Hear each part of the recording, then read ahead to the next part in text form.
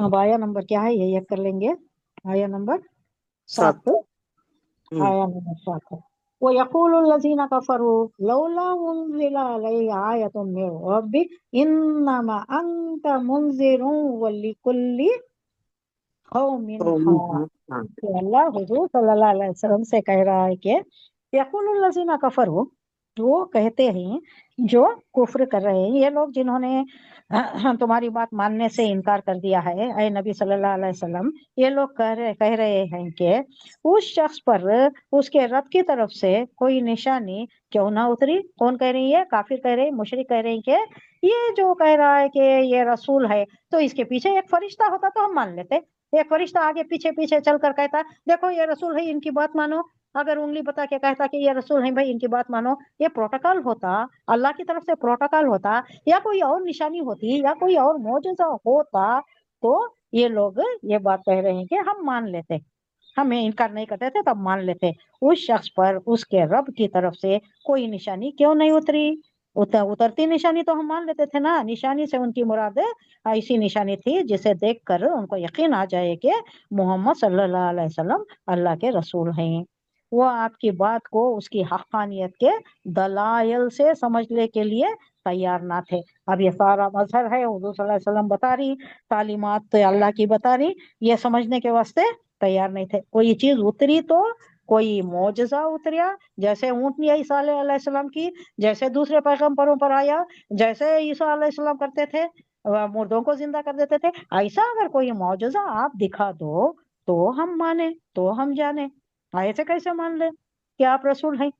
अब अल्लाह कह रहा है कि देखो नबी, इसकी फिक्र आप करने की जरूरत नहीं है, आप तो महज खबरदार कर देने वाले हो, आप मुंजिर हो। मुंजिर, इंतजार करने वाला, वार्न करने इंतजार। वाला, डराने वाला। आप तो सिर्फ अंजाम से डराने वाले हो, अगर ईमान नहीं लाए तो जहन्नम में जाती। ये इंतजार करने वाले, उनको डराने वाले, आप सिर्फ डराने वाले हो। उनके सर पर बैठ कर एक पुलिस इंस्पेक्टर के जैसा आप उनको हाथी लकड़ी लेकर उनके ऊपर जम कर उनको कायल कर देने की वो कोई जिम्मेदारी आपके ऊपर नहीं है।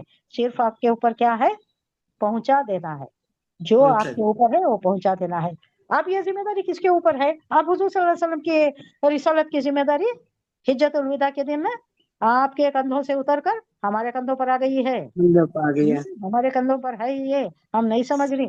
हम हमारे ये फराइज जो है इसी को निभाने में हम कोताही कर रहे हैं, हालांकि हमारे ऊपर रिसालत का फर्ज भी हमारे ऊपर आयत है। हाँ, वो उस दिन हाँ, से ही आ गया, हिज्जतुल विदा से ही आ गया, जब हुजूर सल्लल्लाहु अलैहि वसल्लम ने कह दिया। क्या मैंने पहुंचा दिया? साहब ने कहा हाँ पहुंचा दिया, आपने हक अदा कर दिया, रिसालत का हक अदा।